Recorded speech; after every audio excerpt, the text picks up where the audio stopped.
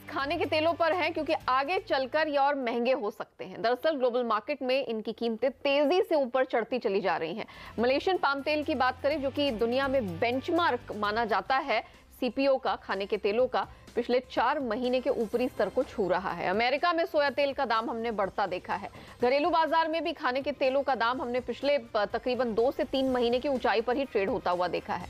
Godrej international के director Dorab मिस्त्री के अनुसार आगे पाम तेल की कीमतें और भी बढ़ सकती हैं, ऐसे संकेत उन्होंने दिए हैं।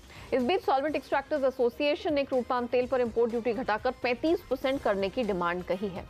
क्या वजह है इसकी, आगे कीमतों पर कैसा असर पड़ेगा, इस सब पर विस्तार से बात करने के लिए हमारे साथ जुड़ रहे हैं एसईए सॉल्वेंट एक्सट्रैक्टर्स एसोसिएशन के ही ईडी डॉक्टर बीबी मेहता और सीएनबीसी टीवी 18 की कमोडिटी एडिटर मनीषा गुप्ता। आप दोनों का स्वागत है। मेहता सर, पहले तो ये बताइए कि भारत में इस महीने से इंपोर्ट ड्यूटी कम होने के बाद से ही हमने देखा कि मलेशिया में कीमतें बड़ी तेजी से भागने लगी, 4 महीने के हाईस पर है।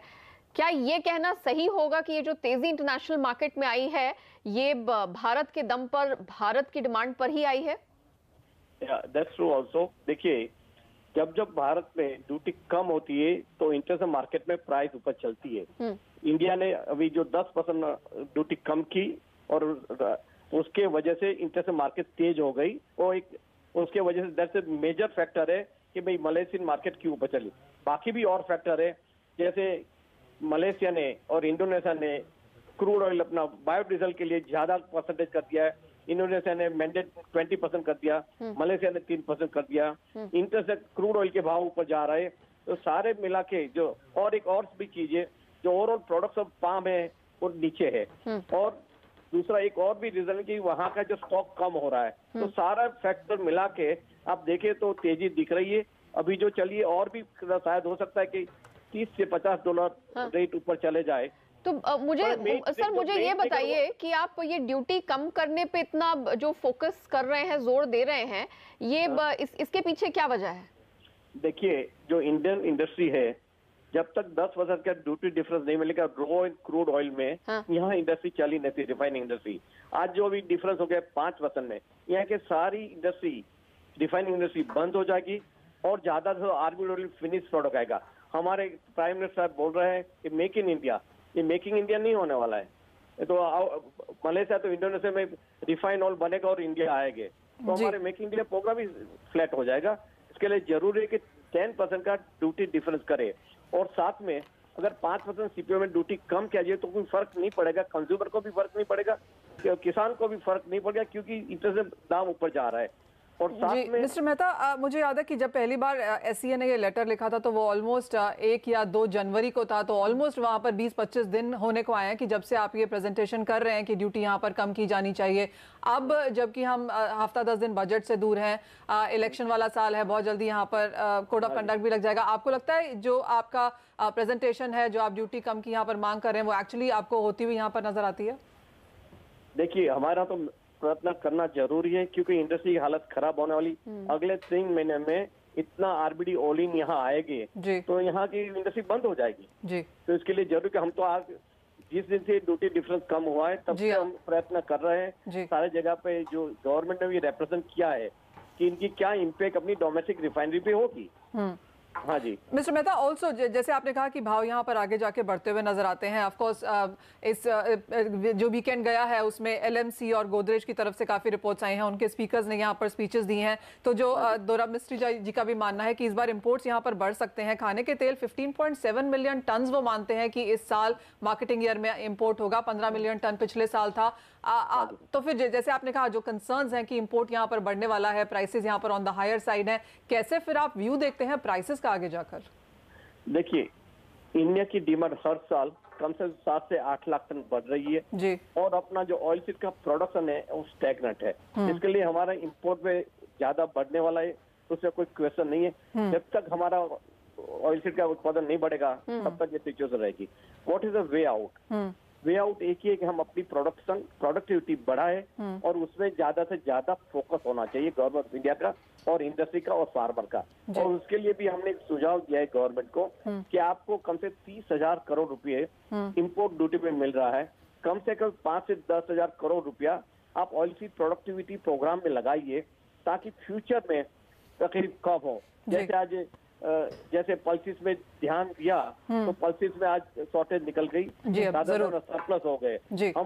हमारे यहाँ सरप्लस तो नहीं होगा, पर एटलीस्ट जो इंपोर्ट पे डिपेंडेंसी है वो कम हो सकती है। जी मिस्टर मेहता, एक और चीज, क्योंकि हम इंटरनेशनल मार्केट्स पे इतना ज्यादा यहाँ पर डिपेंड करते हैं, पाम के ही अगर भाव को ले लिया जाए तो 3 साल के लोज पर हम कारोबार कर रहे थे नवंबर दिसंबर में। जनवरी में ऑफकोर्स हमने अब यहाँ पर भावों को 5 महीने के हाईज पे आते हुए देखा है।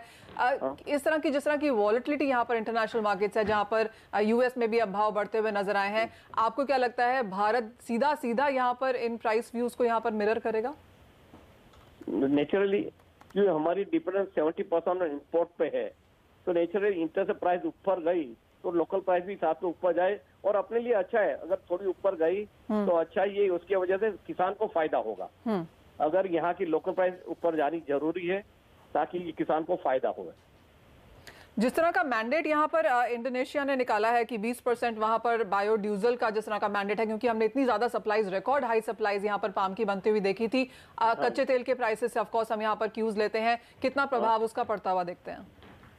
नहीं, मैं समझा नहीं आपका question, can you repeat your question? हाँ जी, मैं जैसे हम बात कर रहे थे कि भाव यहाँ पर 3 साल के लोज पर गिरे थे नवंबर दिसंबर में, क्योंकि रिकॉर्ड सप्लाईज थी अंतर्राष्ट्रीय बाजारों में। अब जब इंडोनेशिया ने यहाँ पर मैंडेट दिया है कि 20% बायोफ्यूल में यहाँ पर यूज होना चाहिए ताकि कंजम्पशन यहाँ पर ऑफकोर्स पाम ऑयल की बढ़ सके, उसका कितना प्रभाव आप प्राइसेस में आगे जाता हुआ देखते हैं? नहीं, दैट्स एग्जैक्टली, ये जो लास्ट 1 महीने में जो प्राइस बढ़ी है उसका एक रीजन वो मैंडेट भी है, ज्यादा से ज्यादा बायोडीजल में पाम ऑयल लेके जाए ताकि एडिबल ऑयल पर्पस में कम सप्लाई हो। तो naturally that is impact on the price and that we can see also. एक फैक्टर वो भी है, जैसे मैंने पहले भी बताया कि इंडिया ने जो इंपोर्ट ड्यूटी कम की वो that was a trigger point. उसके बाद में जो मैंडेट का आया वो एक सेकंड पॉइंट हो गया। तीसरा जो सप्लाई, जो stock is a little lower level. Fourth is expected production is be on the lower side. तो सारे if you put all together it has an impact on the price.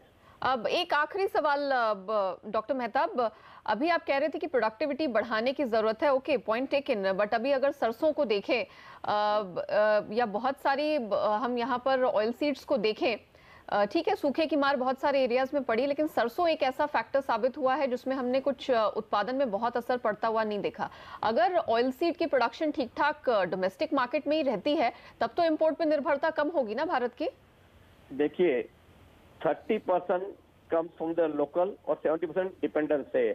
और हर साल जैसे मैंने पहले बताया 7 से 8 लाख तेल की जरूरत पड़ेगी। मतलब आप कम से 20 लाख टन ऑयल सीड का प्रोडक्शन अगर आप बढ़ा है तो आपका वही लेवल पे रहेगा। और जो सरसों के उत्पादन लास्ट ईयर 7 मिलियन था, इस साल भी इतना ही आएगा, शायद हो सकता है 2-3 लाख तक ज्यादा हो। इससे ज्यादा फर्क नहीं पड़ेगा इंपोर्ट में। ओके, चलिए डॉक्टर मेहता, शुक्रिया आपका हमारे साथ। ओके, मनीषा अब एक सवाल पूछना चाहती हैं। मुझे लग रहा था नेहा, क्योंकि ये हमारे साथी हैं और ऑफ कोर्स जैसे मिस्टर मेहता ने कहा कि ये प्रयत्न करते रह रहे हैं कि ऑफ कोर्स ड्यूटी में यहाँ पर कुछ फेरबदल हो, तो बजट से कुछ एक्सपेक्टेशंस हैं क्या इस सेक्टर को फिलहाल? मनीषा कहना है रिप्लाई हो? हाँ जी जरूर। जो हमारा जो एक्सपेक्टेशन एक ही है कि ये जो आज 30,000 करोड़ रुपए की आमदनी हो रही इंपोर्ट में, oil seed development fund create किया जाए, वो एक बजट में हमारे सबसे ज्यादा एक्सपेक्टेशन वही है, क्योंकि हमारा फोकस प्रोडक्टिविटी है। We can not depend on the import forever, it's a matter of food security. तो गवर्नमेंट को सोचना पड़ेगा और ऑयल सीड की प्रोडक्टिविटी कैसे बढ़े उसके लिए ध्यान देने के लिए ये बजट में फंड क्रिएट करना जरूरी है। कम से कम 4 साल से पीछे लगे हुए एंड आशा रखते हैं कि ये साल कुछ करेगी।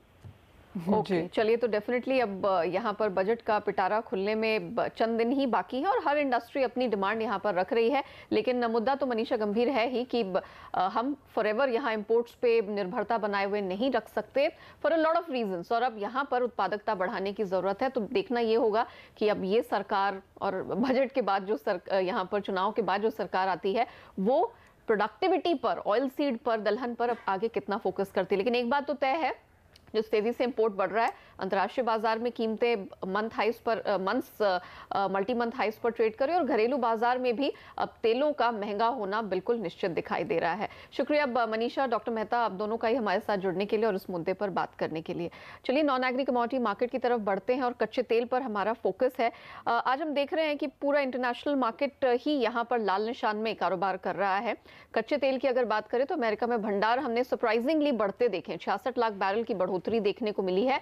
यही कारण है कि हम यहाँ पर दबाव देख रहे हैं। लाल निशान में ट्रेड है, $61 के नीचे यहाँ पर ब्रेंट लुढ़क गया है। घरेलू बाजार में बहुत छोटे दायरे का ट्रेड हो रहा है। दरअसल कुछ रिपोर्ट्स हमने आते हुए देखी हैं। बार्कलेज ने अमेरिकी इकोनॉमी को लेकर अनुमान यहां घटा दिया है। अनराची कमोडिटीज के रविंद्र राव हमारे साथ हैं। रविंद्र, जिस तरह की रिपोर्ट हम एक के बाद एक अब आते हुए देख रहे हैं ग्लोबल इकोनॉमी को लेकर, क्रूड के कंजम्पशन को लेकर या ओवरऑल डिमांड को लेकर, क्या लगता है क्रूड की डिमांड फिर से डामाडोल होती दिख रही है तो ये दबाव आगे और बढ़ेगा? Good morning Neha. बिल्कुल, अगर ओपेक की रिपोर्ट भी देखे जो अभी रिसेंट में ओपेक ने रिलीज किया है, उसमें भी उन्होंने डिमांड को लेकर एक कंसर्न जताई है। और जो चाइना का जो डेटा निकल के आया जीडीपी, हमने देखा है कि इट हैज स्टार्टेड वीकनिंग। तो कंसर्न अभी जो ओवर सप्लाई पे जो कंसर्न था वो अभी थोड़ा सा शिफ्ट होके it is coming back to demand, क्योंकि ओपेक का जो प्रोडक्शन कट है वो it seems like it might slightly balance the market. तो अभी जो कंसर्न्स है वो डिमांड को लेकर आ रही है और उसी वजह से हम क्रूड में एक प्रेशर बनता हुआ देख रहे हैं। ये जो रिसेंट रैली थी टुवर्ड्स से $54 इन WTI, वो इसी वजह से थी कि OPEC is ready to do anything to stabilise the market and balance the market. तो उस वजह से एक रैली आई थी। लेकिन अभी डिमांड कंसर्न को लेके फिर से इसमें एक सेलिंग आ सकती है। और हमारा एक्सपेक्टेशन ये है कि $48 तक एक बार पॉसिबिलिटी है इन केस ऑफ WTI। और अगर MCX की बात करें तो शॉर्ट टू मीडियम टर्म में हम एक्सपेक्ट कर रहे हैं कि एक बार 3,500 तक फिर से ये आ सकता है।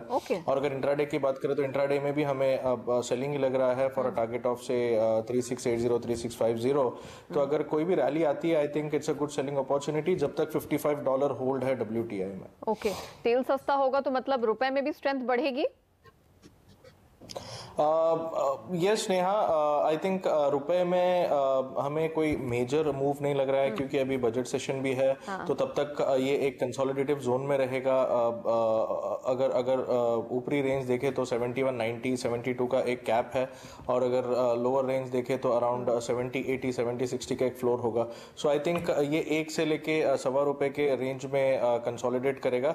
यस, अगर क्रूड थोड़ा सा फॉल आता है तो इट माइट सपोर्ट, लेकिन हमें क्रूड में बहुत मेजर कोई मूव नहीं लग रहा है। क्रूड में भी आई थिंक $54 से $58 का एक कंसोलिडेशन जोन रहेगा। तो उस लिहाज से इवन रुपी में एक कंसोलिडेटिव मूव बन सकता है।